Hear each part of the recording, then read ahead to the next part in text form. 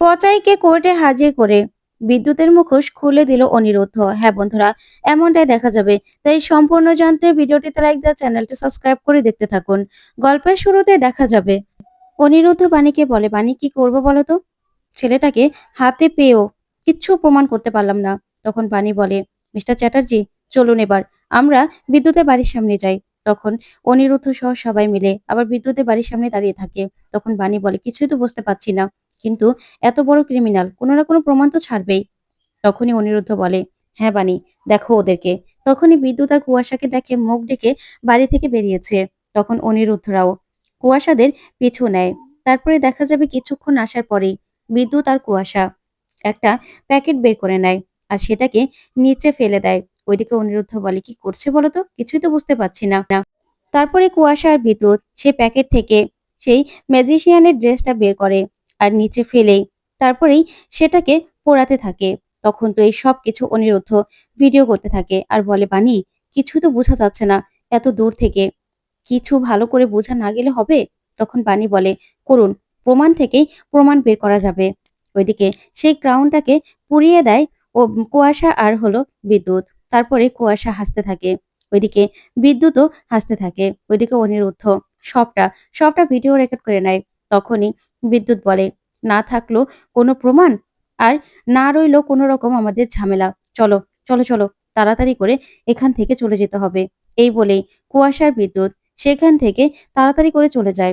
ওইদিকে অনিরুদ্ধরা তাড়াতাড়ি করে বেরিয়ে আসে। তারপরেই বাণী বলে, কি পড়লো বলুন তো, আর এটা কি?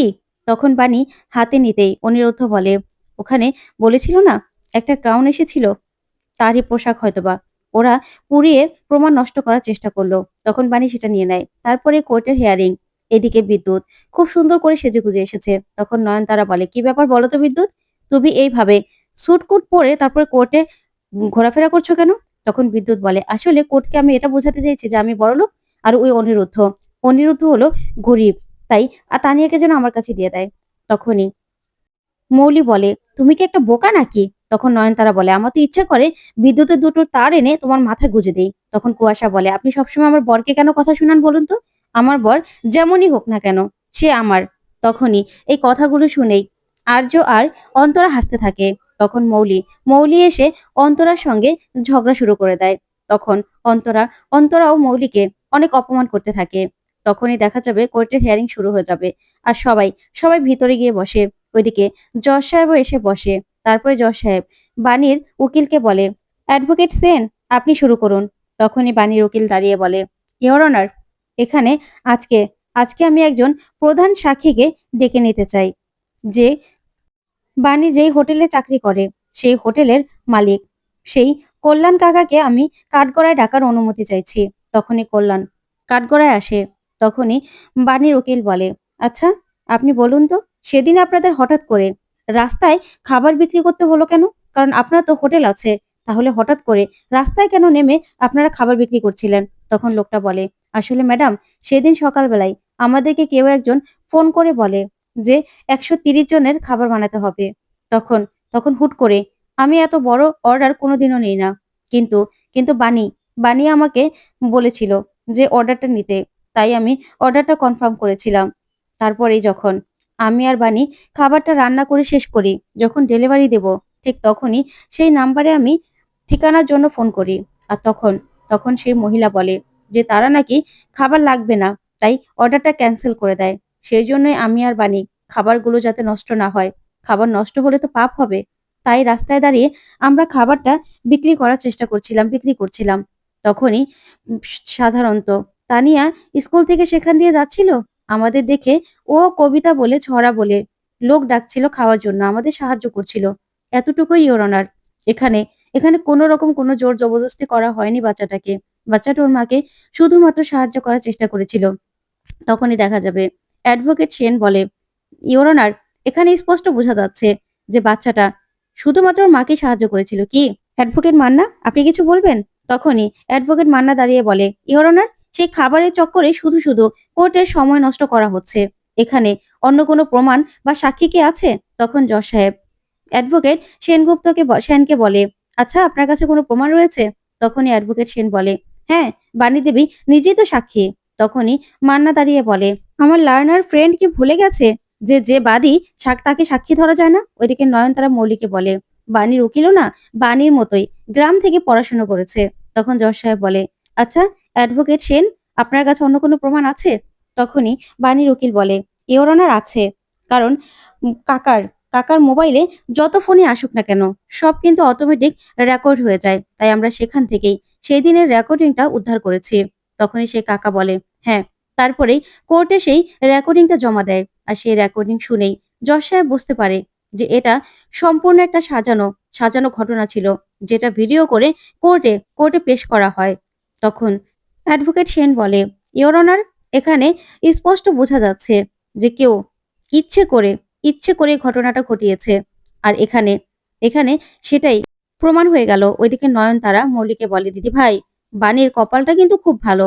ও পড়াশুনো করেছে বা না করেছে, ও কিন্তু ঠিক ঠিক কোনো জ্যোতিষীর কাছে গিয়ে নিজের কপালটা গুনিয়েছে।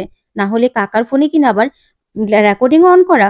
তারপরে অ্যাডভোকেট সেন বলে, ইওর অনার, এই সবটা করিয়েছে ওই কুয়াশা আর বিদ্যুৎ।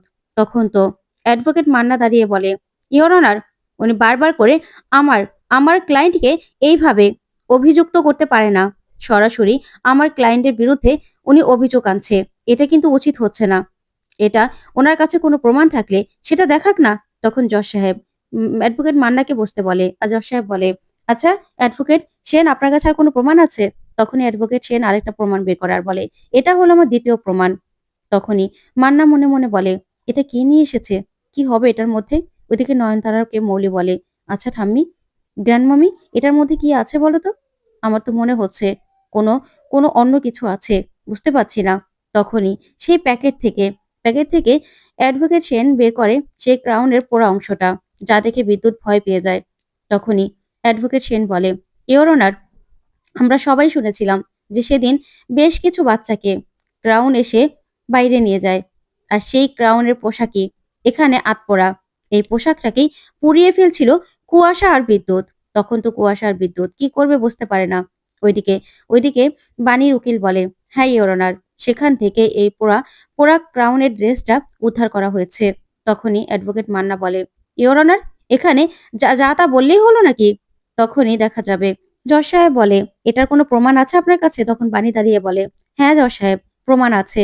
তখন জজ সাহেব বলে, আপনি যা বলার কাঠগড়ায় এসে বলুন। তখনই বাণী কাঠগড়ায় গিয়ে দাঁড়ায় আর বলে, ইওর অনার, সেদিন আমি টাইম মতোই আমার মেয়েকে আমি আনতে গিয়েছিলাম স্কুলে, কিন্তু তার আগেই একজন ক্রাউন এসে বাচ্চাদেরকে আগে বের করে নিয়ে যায়। আপনি বিশ্বাস করুন, আমি কোনো রকম কোনো লাগাম ছাড়া মা নই। আমি আমার মেয়েকে প্রচন্ড ভালোবাসি। বিশ্বাস করুন। তখন জজ সাহেব বলে, কি প্রমাণ আছে কোর্টে পেশ করুন। তারপরে কোর্টে সেই ভিডিওটা দেখানো হয়, যেখানে স্পষ্ট বোঝা যায় কুয়াশা আর বিদ্যুৎ কিছু পোড়াচ্ছে। তখনই অ্যাডভোকেট সেন বলে, ইওর অনার, এখানে স্পষ্ট বোঝা যাচ্ছে কুয়াশা আর বিদ্যুৎ মিলে এই কস্টিউমটাকেই পোড়ানোর চেষ্টা করেছিল। তখনই অ্যাডভোকেট মান্না দাঁড়িয়ে বলে, ইওর অনার, এখানে তো অন্ধকারে কি পোড়াচ্ছে কিছু বোঝা যাচ্ছে না। আমার ক্লায়েন্টকে শুধু অভিযোগ করা হচ্ছে। তখন বিদ্যুৎ দাঁড়িয়ে বলে, জজ সাহেব, আমরা তো সেদিন আমাদের বাড়ির ময়লা পোড়াচ্ছিলাম।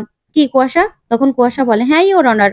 তখন জজ সাহেব বলে, আপনাদের বলেছি না, অযথা আপনারা কোনো কথা বলবেন না। আপনাদের যখন কাঠগড়ায় দাঁড় করা ডাকা হবে, তখন আপনারা যা বলার বলবেন। বুঝতে পেরেছেন? আপনারা আপনাদের জায়গায় বসুন। তারপরেই জজ সাহেব বলে, এটা ফরেনসিক টেস্ট করার জন্য পাঠানো হোক। তখনই মিসেস সেন বলে, এখন আমার তৃতীয় সাক্ষী হলো পচাই, মানে অমিত মণ্ডল। তখন তো পচাইকে দেখেই বিদ্যুতের হাওয়া উড়ে যায়। তখন বিদ্যুৎ মনে মনে বলে, এই পচাইকে ওরা কোথা থেকে নিয়ে আসলো? এই লোকটাকে তো বলেছিলাম এখান থেকে আন্ডারগ্রাউন্ড হয়ে যেতে। তখনই অ্যাডভোকেট সেন বলে, আচ্ছা অমিত মণ্ডল, আপনার পরিচয়টা দিন। তখনই অমিত কোর্টের কাছে নিজের পরিচয়টা দেয় আর বলে, আসলে জজ সাহেব, এলাকায় যখন যা ঝামেলা হয় তখনই সেটা মিটমাট করি আমি। মানে আমাকে টাকা দিলেই আমি যেকোনো কাজ করে দেই। তখনই অ্যাডভোকেট সেন বলে, আচ্ছা বিদ্যুৎকে আপনি চিনেন? তখন পচাই বলে, হ্যাঁ চিনি তো। ওইদিকে বিদ্যুৎ বলে, না আমি চিনি না। তখন জজ সাহেব বিদ্যুতের উপর রেগে যায় আর বলে, চুপ করুন আপনি, আপনি বসুন। তখন অমিত মণ্ডল বলে, আসলে সেদিন আমাকে এই বিদ্যুৎ টাকা দিয়ে বলেছিল ওনাদের হোটেলে যেন গিয়ে আমি ঝামেলা করি, কিছু সময় ওনাদের সময় নষ্ট করি। তার জন্যই আমাকে টাকা দিয়েছিল। আর আমি সেটাই করেছিলাম ওখানে গিয়ে। তখনই অ্যাডভোকেট মান্না দাঁড়িয়ে বলে, জজ সাহেব, এখানে যে কাউকে সাজিয়ে বললেই তো আর হলো না। আমার ক্লায়েন্টের নামে বাজে কথা বললেই তো আর হলো না। তখনই জজ সাহেব বলে, আচ্ছা অ্যাডভোকেট মান্না, আপনি কি ওনাকে কিছু জিজ্ঞাসা করতে চান? তাহলে আপনি জিজ্ঞাসা করতে পারেন। তখনই অ্যাডভোকেট মান্না বলে, হ্যাঁ, হ্যাঁ জজ সাহেব আমি জিজ্ঞাসা করব। তখনই অ্যাডভোকেট মান্না এগিয়ে যায় আর বলে, আচ্ছা আপনি তো বললেন টাকার জন্য আপনি সবকিছু করেন। তা এই যে এখানে আমার ক্লায়েন্টের নামে মিথ্যে কথা বলার জন্য আপনাকে কত টাকা দেওয়া হয়েছে? তখন তো বানি আর অনিরুদ্ধ এই কথা শুনে চমকে যায়। তো বন্ধুরা কেমন লাগলো আজকের আপডেট? কমেন্ট করে জানাতে ভুলবে না।